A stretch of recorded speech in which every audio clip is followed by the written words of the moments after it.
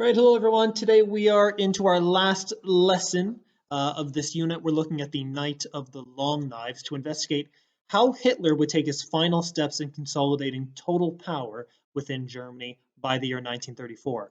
Your starter is to answer the following: how should Hitler take full control of Germany after 1933? And in your response, you must refer to your knowledge about the lesson Hitler learned in the Munich Putsch. So at this point now, please pause the video, write down your title, LO, and your starter. When you feel as though you've got a good response for your starter, you can resume the video, and we'll be taking that up together.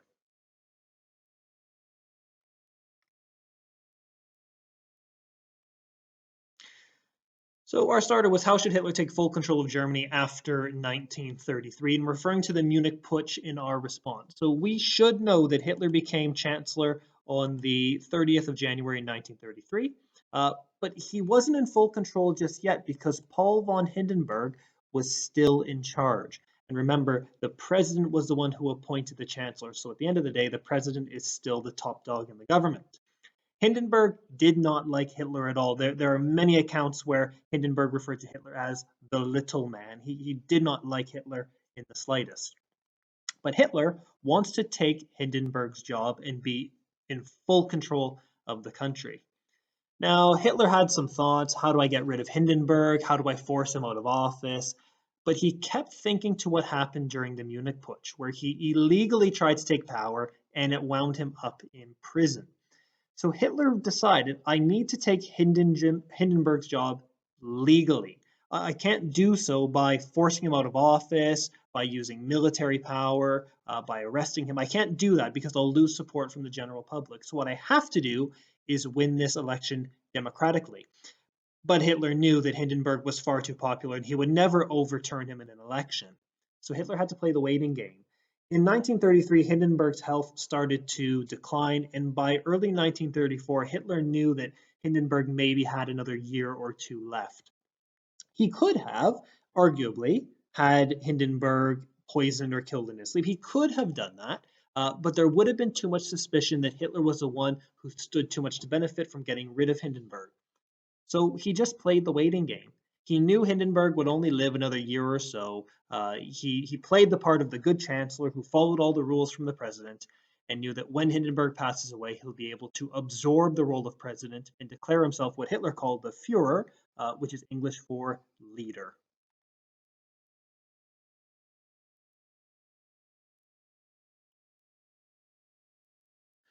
Right, class, so we have our four key terms for today. We have the first is Gleichschaltung.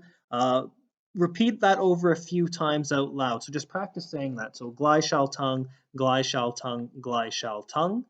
So please go ahead and just do that now.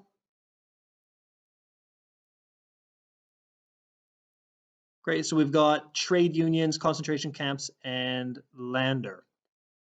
So as always, please pause the video now. Try to match these up in your head as best possible. And when you feel as though you've got them in the correct places, please resume playing the video and we'll take those up together.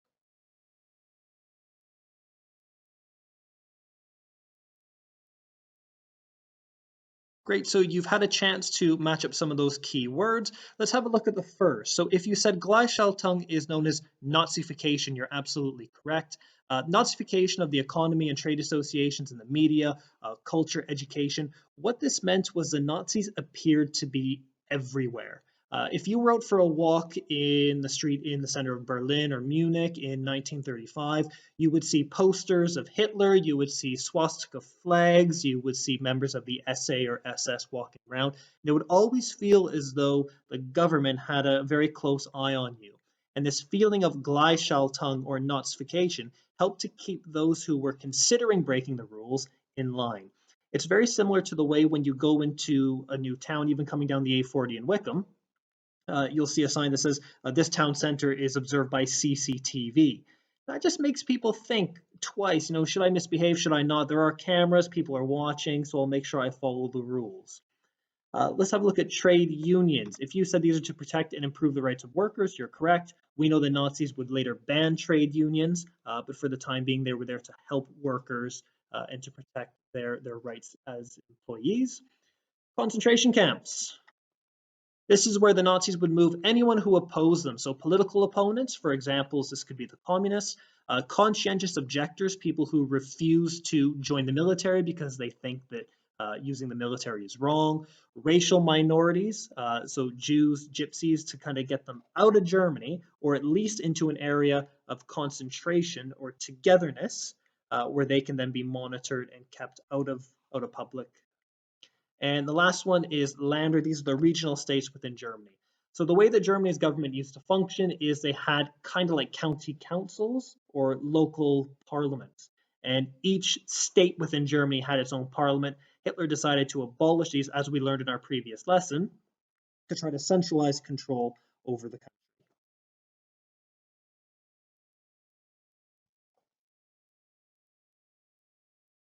Hitler and the army. The SA army was the largest military force in Germany. They were well equipped, well trained, and most were working class men who agreed with many of Hitler's policies. Control of the SA was handed to Ernst Röhm, a First World War hero and well-respected military leader. Röhm and Hitler had a checkered past. They were not the best of friends, and a rivalry developed during the early 1930s.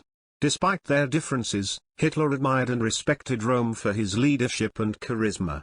Hitler's respect was so strong that he kept the secret about Röhm's homosexual activities a secret that was not acceptable in Germany in the 1930s. Upon becoming Chancellor on the 30th of January 1933, Hitler wanted to take control over the SA. Röhm quickly refused. In 1934, the army was still not subject to Hitler's authority, even though he was the Führer, leader, of Germany, and remained fiercely loyal to Ernst Röhm. Hitler knew that the army's loyalties were unlikely to change, and Röhm was powerful enough to challenge Hitler for control of Germany. Fearing this, Hitler ordered the assassination of Röhm in the summer of 1934. Even with Röhm dead, many military leaders still opposed Hitler. In 1938, Hitler devised a plan to invade an area of Czechoslovakia called the Sudetenland. Hitler's plan was doomed to fail, and army leaders decided to support the plan in hopes of removing Hitler from power. To their amazement, the plan succeeded. Their attempt to get rid of Hitler fell apart, leading to the dismissal of the Chief of Staff and 60 other generals. Thereafter, the army was under the complete control of Hitler. The Night of the Long Knives was also known as Operation Hummingbird, a plot to assassinate Hitler's key rivals over a 24-hour period. For the plan to work, Hitler needed to ensure that all of the targets were arrested at the same time to avoid his rivals suspecting arrest and fleeing. Hitler needed to eliminate high-ranking members of the SA because they did not support him. This meant that the soldiers in the SA were not under Hitler's control, but Röhm's instead. At this time, Hitler's most trusted colleagues were Heinrich Himmler, leader of the SS, Hermann Göring, leader of the secret police force called the Gestapo, and Joseph Goebbels, the Minister of Propaganda. These men all stood to gain from the deaths of Röhm and other SA officials. On the evening on June 30, 1934, Hitler ordered the arrest of hundreds of SA leaders, political opponents and rivals. The majority were arrested without incident and held by guards in prison cells. Before the night was over, approximately 400 would be murdered. So we're going to talk about what happened to Ernst Röhm, and the final moments of his life are very well documented. Yes, he was a leader of the SA. Yes, he was a loyal follower of Hitler, but he was also an incredibly brave individual. Now, he was arrested during the Night of the Long Knives. He was actually woken up at about 7 in the morning by SS guards who burst into his home. They held him at gunpoint and they brought him down to a prison cell. They accused him of a plot to try to overthrow Hitler, and there was no real evidence of this plot. It was just something that the Nazis manufactured to try to have a reason to arrest Röhm. He said this is ridiculous, and he demanded to be set free. Now, Hitler had ordered the murders of more than 400 individuals throughout the Night of the Long Knives, but he never actually ordered the assassination of Röhm. Hitler knew that if he killed Röhm, it wouldn't look very good. He learned in the Munich Putsch, I can't just go around killing people, it's going to get me into a lot of trouble. But also, he and Röhm, they were old friends, and it wouldn't look very good on Hitler if he actually assassinated his highest-ranking military official. It would make Hitler seem as though he was very unqualified to put Röhm in power in the first place.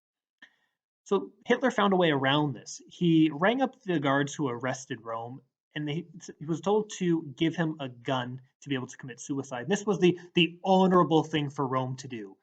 Rather than being executed, he would be able to take his own life instead. Some time had passed, and the guards didn't hear a gunshot at all, so they decided to open up the cell door and see what was going on inside. And the moment they opened it up, they found Röhm standing facing the door with his shirt unbuttoned, bare chest kind of puffed out and pointed towards him in defiance. And he just said the following words: "If I am to be killed, let Adolf do it himself." And immediately after that, one of the SS guards shot and killed Röhm.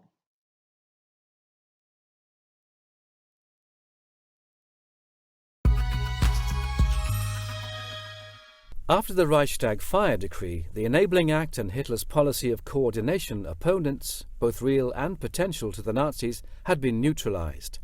However, there was still the potential for those within the Nazi Party to attempt to seize power. The SA, Hitler's paramilitary army, which gave him physical protection at meetings and rallies, was no longer needed.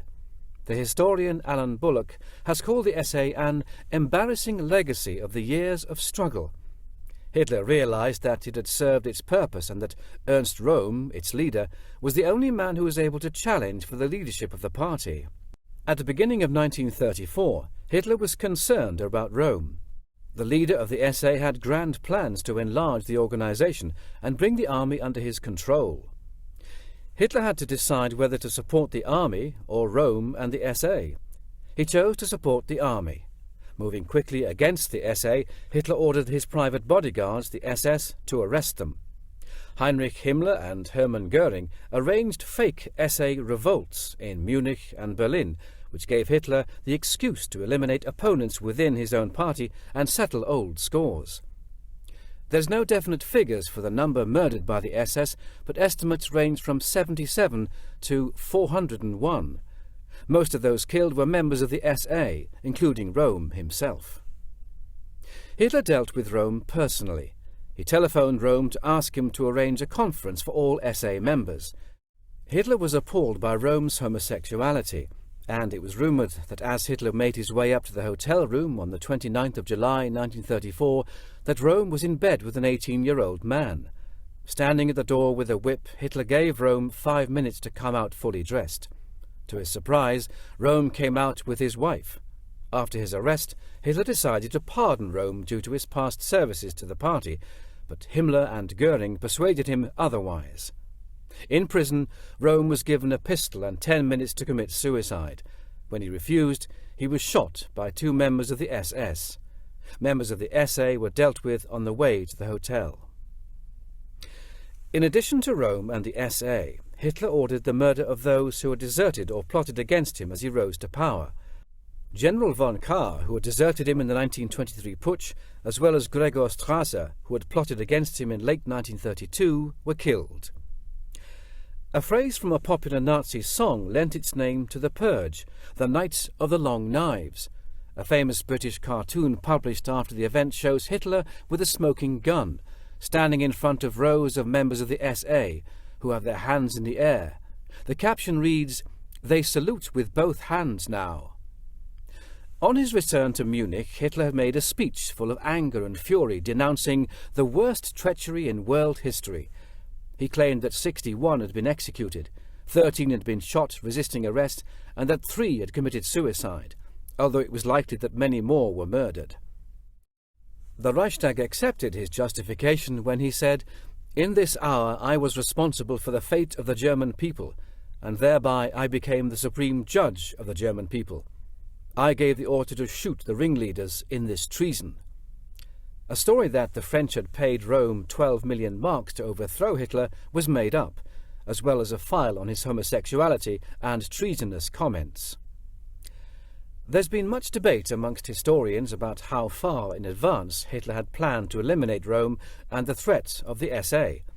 Some see him on a deliberate collision course, whilst Alan Bullock believes that Hitler would have delayed events were it not for pressure from the upper ranks of the German army. The Night of the Long Knives was extremely successful for Hitler. It removed the threat from within the party and reassured members of the army and big business of whose side Hitler was on. Hitler was now the undisputed dictator of Germany. So now that we've had some background information about the Night of the Long Knives, it's time to look at applying this into an exam practice question. Now, we won't go through the actual question, we'll just go through the skills in how to do this. On the next slide, there'll be a little video that we'll play just to show you where you can find out more about a Germany exam practice question 2. We'll also put a link to that below in the description of this video as well. So when we're looking at Germany question 2, we're being asked what the purpose of the source is. And to get to the purpose, we need to look at who made it, when they made it, where did they make it, what does the source show us, and most importantly, why was it made in the first place? So we'll have a quick look at where we can find that further information, and then we'll go through this together.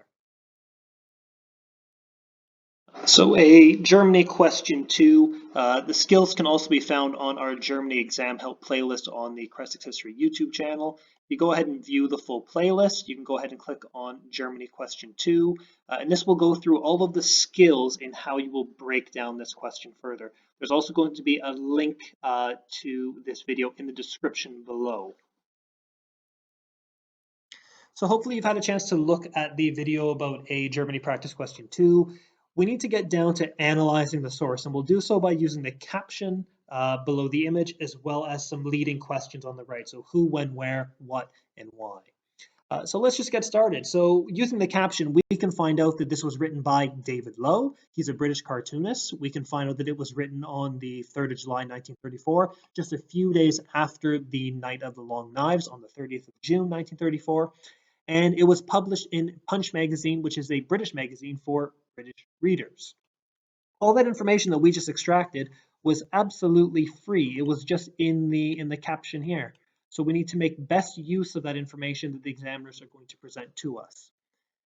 For the what, we've got to look at the source itself, and we're going to extract some information here. So we've got a guy here that we should know, someone down here we should be aware of, this man here as well. We've got a group of them over here, and then we've got some at the bottom. So we can see Hitler, he's holding a smoking gun in his left hand. Joseph Goebbels is hiding between his legs like a very small, weak individual. We've got Hermann Göring dressed like a Greek god, and we have some dead bodies in the foreground.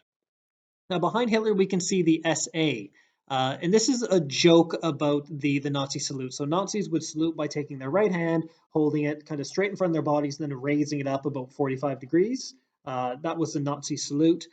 The joke is they're saluting with both hands, not just one, but they're saluting with two. So instead of willingly following Hitler and obeying him, they're surrendering to him out of fear. Now the question is, what is the purpose of this source? So why was it made? And this is the most important question that we're going to answer. There's a couple purposes here. One could be that the British author David Lowe was trying to inform the public about what was going on in Germany, but that's relatively unlikely. It was only published a few days after the Night of the Long Knives, so chances are David Lowe didn't have all the facts just yet. So a more likely purpose is this is an example of propaganda to make the Nazis appear to be less threatening. We know most of Europe was terrified of Hitler. They were worried that he was going to cause a war, and they needed some reassurance in Britain that Hitler wasn't anyone to be worried about.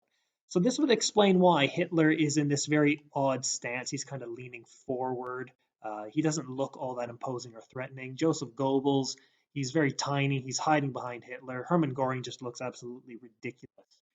So one could easily argue this is British propaganda to make the Nazis appear less menacing and to keep the British public calm.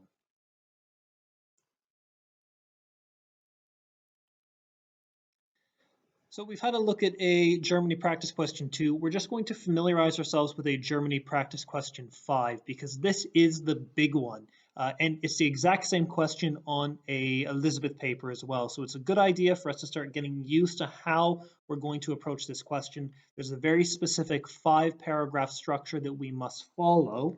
So please do watch the video that will appear in just a moment and make sure that you're just understanding how we're going to approach a question 5. So now we're going to look at how we would approach a Germany or Elizabeth question 5. As we know, it's worth 16 marks with some spag marks allocated as well, and that means we will get a total of 16 minutes to work on this question using a total of 5 paragraphs. We'll be provided with an interpretation. Usually this is by a historian, but it doesn't necessarily need to be, and we'll be asked to what extent we agree with the interpretation above. We'll need to make a judgment. We can either fully agree, partially agree, or disagree with the interpretation, and we'll have to provide some evidence as to why we've made this judgment. If we look over to the right of the screen, we can see our 5-paragraph structure and the task that we need to do within each paragraph. So our very first paragraph, we have to make that initial judgment. I fully agree, I partially agree, or I disagree. We then need to provide the reasons why we made that judgment in the first place, and we'll do so by listing our 3 other interpretations, the other 3 things that other historians may suggest. Our second paragraph is context. We have to make sure we make it clear we understand what was going on at the time in question. And the context that we provide should link back to the interpretation that's already been provided. Aim to have about 4 or 5 sentences of context and making sure we're hitting that magic number of 3 key points. Our third paragraph is one that we've been working on quite a bit lately, and this is to discuss authorship. We must discuss who said the interpretation, what was said in the interpretation, and why this individual made that claim. At the end, based on what we know, we have to make a statement if it all adds up and makes sense. The fourth paragraph is arguably one of the most important. If we don't talk about other interpretations, we'll be stuck in band 1. So we must provide 3 other interpretations that another historian may suggest. You're welcome to use sentence starters such as another historian may say, another historian may suggest, another view of a historian could be. And you should provide 3 key points alongside each of your interpretations. And lastly, paragraph 5, make your final judgment. This must be written in the same way as your initial judgment was. Remind the reader of your judgment and provide your 3 other interpretations. So now that we've looked at the structure, let's look at a sample question. So the Night of the Long Knives was the single most important episode in Hitler's rise to power. And this is by Stephen Ambrose, a historian giving an interview for a BBC documentary from the development of the Nazi Party in 2008. And the question is, to what extent do you agree with this interpretation? So do you fully agree that the Night of the Long Knives was the most important episode in Hitler's rise to power? Do you somewhat agree that, yeah, it was a big deal, but it wasn't the only factor in Hitler's rise to power? Or do you fully disagree that the Night of the Long Knives had absolutely no impact on Hitler's rise to power? And your job is to agree or disagree to an extent. So I fully agree, I somewhat agree, or I disagree. And we'll set out our response in the following way. So we'll outline the interpretation given and make a judgment. So we'll say what we think about this. So for example, I somewhat agree with the statement that the Night of the Long Knives was the most important episode in Hitler's rise to power. And we'll explain why that is, because I think that there were other things that helped, such as the Great Depression. I think that Hitler's speeches and his personality was also a major factor in him rising to power. And I think that propaganda was a big deal as well. In our second paragraph, we'll set the context. So we'll talk about what was going on in Germany. So in 1933, the Great Depression, the Nazis were gaining more power in the Reichstag. We'll look at the authorship in our third paragraph. And that's going to be all about this man, Stephen Ambrose, and the fact that it's for a BBC documentary. We know the BBC is trustworthy. They check their facts. And since Stephen Ambrose is a historian, he's giving an interview. He's probably pretty clued up and knows what he's talking about. Combined with what we know, the Night of the Long Knives, we know it was a factor in Hitler's rise to power. We would see this source as being very truthful and quite reliable for us to use. Then we get down to our other 3 opinions. And we'll always say another historian might say that the Night of the Long Knives was an episode in Hitler's rise to power, but it wasn't the most significant. There are 3 other things that were just as, if not more important. And they could be the Great Depression, because Germans needed something to believe in. They had absolutely nothing, and Hitler could provide them with the basic necessities that they required. We could also say that Hitler's personality, the fact that he was so charismatic and such a good speaker that people gravitated towards him. That was more important than just killing off 400 rivals. Or we could say that propaganda played a major role. We've looked at propaganda posters in the past that show how effectively the Nazis used that medium to get people to follow their instructions. All we have to do is give 3 other views of what historians might say and why they would say it, and then we go back in our 5th paragraph and we reissue that judgment that we made earlier. If we said at the start, I somewhat agree, we must end with I somewhat agree, because we want that judgment to match at the beginning and the end. So we're going to take a look now at a sample response. Again, no need to write it down. We're just going to go through and show you what we'd be looking for, both in terms of the size of the answer, but also the content as well. So here is our sample response. So let's take a look at our first paragraph. We can see it's really not all that long. We just have a statement that I somewhat agree the Night of the Long Knives was the single greatest episode in Hitler's rise to power, a little bit about him becoming chancellor, and here are the other 3 factors this student gave. They said the Great Depression, the Enabling Act, and the Reichstag fire were the other reasons why Hitler rose to power. Context paragraph, we've got a bit about the Munich Putsch, Hitler going to jail, we have some about Joseph Goebbels, we have the Great Depression in there as well, a little bit about the battle with Ernst Röhm, Operation Hummingbird, and then killing off those 400 rivals. This is showing the examiner that I know Night of the Long Knives was also known as Operation Hummingbird, so a bit of historical knowledge there. Our third paragraph, we've got a little bit about Stephen Ambrose. So we're saying he's a historian. He's got skills in research and writing histories.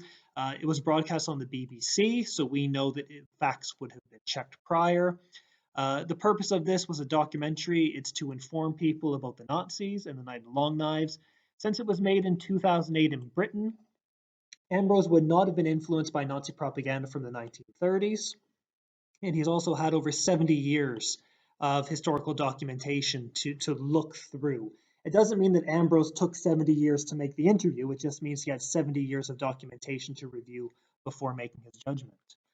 Now we go on to our other interpretations. So other historians might say, it wasn't the biggest deal. They might say that the Great Depression was a big deal because it gave him the opportunity to provide work and bread. We saw that in a propaganda poster in previous lessons. Another historian might say that the Enabling Act, this was actually the biggest deal in his rise to power because it allowed him to not consult the Reichstag on laws. This allowed Hitler to make any rule he wanted to. Another historian might also say that the Reichstag fire was a big deal because Marinus van der Lubbe, he was a Dutch communist. This gave Hitler the ability to persecute foreigners and communists on a wider scale. We'll finish off by using the same judgment. So again, I somewhat agree, and we will just go ahead and just reiterate those important points we made. So Great Depression, Enabling Act, and Reichstag fire as our final judgment.